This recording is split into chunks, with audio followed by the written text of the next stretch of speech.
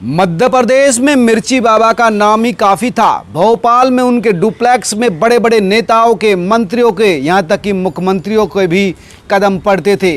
लोग उनके पास आते थे अपनी समस्याओं को दूर कराने के लिए, और बाबा का दावा था कि चुटकी बजाते ही हर समस्या का वो निदान ढूंढ लेते हैं। लेकिन आज वही बाबा सलाखों के पीछे रो रो कर आंखें सुजाए हुए हैं, बेगुनाह होने का दावा करते हैं। लेकिन उनके बेगुनाह होने से पहले समझ लीजिए जिस गुनाह में वो जेल में है उसमें उस महिला का क्या कहना है।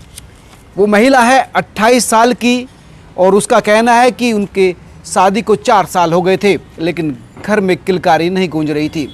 आस पड़ोस की महिलाएं ताना देती थी, घर में रहना मुश्किल हो गया था, इसलिए उसने कई जगह झाड़ फूंक कराई, लेकिन फ़ायदा नहीं हुआ। तभी पड़ोस की महिलाओं ने बताया कि प्रदेश में एक बड़े पहुँचे हुए संत हैं मिर्ची बाबा।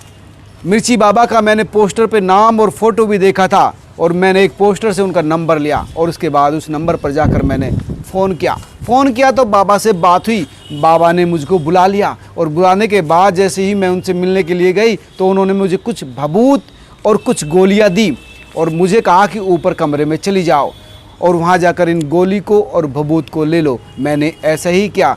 भभूत और गोली लेते ही मुझे चक्कर आने लगे, गसा सा खाने लगी और मैं बेहोश होने लगी। लेकिन इतनी ही देर में बाबा भी वहाँ पर पहुँच गए, और उन्होंने मुझे अपनी बाहों में भर लिया और बेहोशी की हालत में ही बेड पर लिटा दिया। और इसके बाद उन्होंने मेरे कपड़े खोलने शुरू कर दिए और गंदी हरकतें शुरू कर दी। मैंने विरोध किया, लेकिन क्योंकि बेहोश थी, शरीर काम नहीं कर रहा था, तो ज़्यादा विरोध नहीं कर पाए। लेकिन उसके बाद बाबा ने मेरे साथ जो किया वो मैं महसूस तो कर रही थी, लेकिन मैं अपना बचाव नहीं कर पा रही थी। बाबा ने मेरे साथ बलात्कार किया, और इसके बाद मैं बेहोश हो गई, और जब होश आया तो मैं बेड पर नंगी पड़ी थी, और बाबा भी मेरे पास नंगे लेटे हुए थे। मुझे सर में बहुत तेज़ का दर्द हो रहा था, सारा शरीर दर्द से कर रहा था। मैंने बाबा से कहा कि आपने मेरे साथ ऐसा क्यों किया। उसने कहा कि बच्चे मंत्र से पैदा नहीं होते, बच्चे ऐसे ही पैदा होते हैं। मैंने कहा कि बाबा मैं तुम्हारे खिलाफ़ शिकायत दर्ज कराऊंगी, तुमने मेरे साथ अच्छा नहीं किया। बाबा बोला कि मैं तो नागा बाबा हूँ, मेरी पहुँच बड़े बड़े अफसरों और मंत्रियों तक है, तुम्हारी बात पर कोई यकीन नहीं किया करेगा, कहीं भी चले जाओ। और इसके बाद बाबा ने मुझे धमकी दी, और इसके बाद जैसे जैसे मुझे होश आया तो बाबा मुझे बरगलाने लगा। बाबा का कहना था कि तुम्हें जो मैंने अब आशीर्वाद दिया है, तुम्हें गोल मटोल बच्चा होगा, सुंदर बच्चा होगा, चक्कर में मत पड़ो, ये हिस्स ऐसे ही बच्चा पैदा होगा, ऐसे ही होता है, मंत्र तंत्र से बच्चे पैदा नहीं होते। और उसके बाद जैसे तैसे करके मैं वहाँ से बाहर आई और इसके खिलाफ़ शिकायत दर्ज की। दोस्तों, इसी महिला के शिकायत पर आज बाबा जेल की सलाखों के अंदर है। हालांकि जेल में जाने के बाद बाबा का रो रो कर बुरा हाल है, आंखें सुजा ली है। वहाँ बंद जो विचाराधीन कैदी है उनसे अपनी बेगुनाही की बात कर रहा है। उनका कहना है कि उस महिला को तो मैं जानता ही नहीं, जबकि सच्चाई ये है कि बाबा के फ़ोन में बहुत सारी महिलाओं के नंबर सेव हैं, और वो भी स्पेशल टाइप से, पहले पति का नाम फिर बीवी लिखा है। जैसे एक उदाहरण मैं आपको देता हूँ, एक नाम है फौजी की बीवी करके। हमारे सूत्र बता रहे हैं कि फौजी की बीवी के नाम से ही 5 नंबर सेव है, और इसी तरह कई लोगों के नाम है, मैं नाम नहीं खोलना चाहता, उसकी बीवी करके नंबर सेव है। बड़ी मात्रा में महिलाओं के नंबर सेव है, और सिर्फ नंबर ही सेव नहीं है, बल्कि पोर्न मूवी के क्लिप वीडियो बाबा के फ़ोन में है। आप समझ सकते हैं एक संत के फ़ोन में, एक साधु के फ़ोन में पोर्न मूवी का क्या मतलब। दरअसल बाबा भोपाल में जिस डुप्लेक्स में रहता था वो बहुत ही लग्जरी था, और उसकी कहानी भी बड़ी दिलचस्प है। लेकिन उससे पहले समझ लीजिए कि बाबा ने उस डुप्लेक्स को बहुत ही स्पेशल तरीके से बनाया हुआ है। हर जगह सीसीटीवी कैमरे लगाए गए हैं, लेकिन जिस जगह उसने ऊपर वाले कमरे में बलात्कार किया वहाँ पर सीसीटीवी कैमरा नहीं लगाया हुआ था, और वहीं पर ये इस तरह से महिलाओं से मुलाकात करता था। जब भी कोई महिला आती थी तो दरवाजे बाबा के बंद हो जाते थे। महिलाओं और लड़कियों से बाबा अकेले मिलता था। दरअसल बड़ी हाई प्रोफाइल महिला और लड़की मंत्री बाबा के पास अपने कष्टों को निवारण के लिए आते थे, दुखों को ख़त्म करने के लिए आते थे। लेकिन तमाम लोगों से तो बाबा सरेआम मिलता था, सबके बीच में मिलता था, लेकिन जब महिला आती थी तो उनसे दरवाज़ा बंद करने के बाद मिलता था, तमाम लोगों को हटा देते था और उसके बाद ऊपर वाले कमरे में ले जाकर उनके साथ मीटिंग करता था जहाँ पर सीसीटीवी कैमरा नहीं। दरअसल ये फ्लैट भी बाबा को, जो हमारे सूत्र बता रहे हैं, जो मध्य प्रदेश के पूर्व मुख्यमंत्री है दिग्विजय सिंह, उसके संबंधों के आधार पर ही मिला था। दरअसल आप समझ लीजिए कि इस बाबा का पूरा जो कारनामा है वो बहुत ही आपको आश्चर्यचकित कर देगा। बाबा एक ऑयल मिल में मजदूरी करता था, वहाँ पर कुछ काम नहीं चल पाया, इसलिए उसने अपने गांव में जो ज़मीन थी उस ज़मीन को बेचा और उसके बाद एक ट्रक खरीदा, ट्रांसपोर्ट का काम किया, लेकिन ट्रांसपोर्ट के काम में भी कुछ खास बाबा नहीं कर पाया। और इसके बाद इसने फिर ये गेहुआ जो वस्त्र है उसका दुरुपयोग करना शुरू कर दिया और फिर ग्वालियर और उसके आसपास के इलाकों में दरअसल बाबा भिंड ज़िले के एक गांव है, वहीं का रहने वाला है। भिंड, मुरैना और ग्वालियर के आसपास घूमकर इसने भगवत कथा का आयोजन किया और अपनी पहचान नेताओं में भी बनानी शुरू कर दी।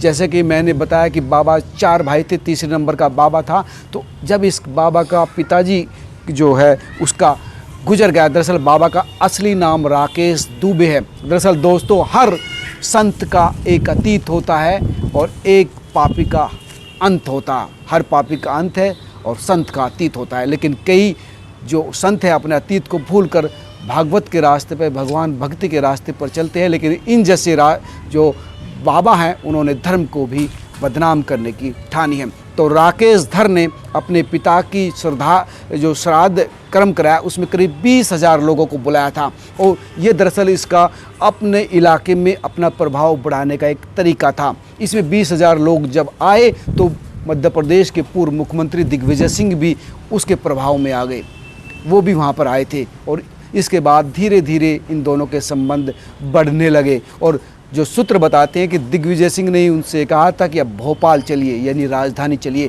और वहीं पर रहने का इंतजाम भी उसके ही तरीके से, उसके ही सब संपर्कों के आधार पर हुआ था।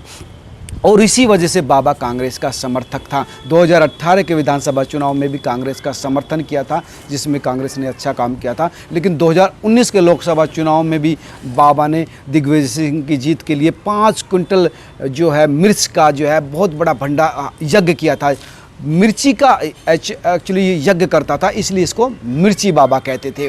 और उसने घोषणा की थी कि अगर लोकसभा चुनाव में दिग्विजय सिंह हार जाते हैं तो मैं जल समाधि ले लूँगा, और यही हुआ। दिग्विजय सिंह हार गए और इसने बाबा ने जल समाधि लेने के लिए कलेक्टर के यहाँ एप्लीकेशन दिया। जाहिर सी बात है, कौन सरकारी अधिकारी कहेगा कि आप जल समाधि लेकर मर जाओ, परमिशन मिलनी नहीं थी और यही तरीका था, बात आई गई होगी। लेकिन अब इस पूरे मामले में जिस तरह से इस बाबा का नाम आया है, सलाखों के पीछे रो रो कर पहली रात कटी। वो बाबा जो डनलप और मखमल के गद्दों पर लेटता था, वो दरी, खुदरी दरी और चुभते कंबलों से कैसे सो पाता था। सुबह जब पुलिस के जो लोग वहाँ पर गए उठाने के लिए, उससे पहले ही बाबा उठकर बैठा था, रात भर रोया था, आँख सूजी हुई थी और अपनी बेगुनाही का लगातार दलील दे रहा था। कैदी नंबर 949, दरअसल अभी आरोपी है लेकिन इसको नंबर मिल गया है 949 और 200 के करीब जो विचाराधीन कैदी है वहाँ पर उसको रखा गया है। लेकिन एक बात साफ हो गई है कि इस तरह के बाबा कभी भी विश्वास के योग्य नहीं होते और तमाम महिलाओं को ये समझ लेना चाहिए कि इन बाबा के पास कोई ऐसा मंत्र नहीं है जो उनकी समस्याओं को, उनकी दिक्कतों को ख़त्म कर दे।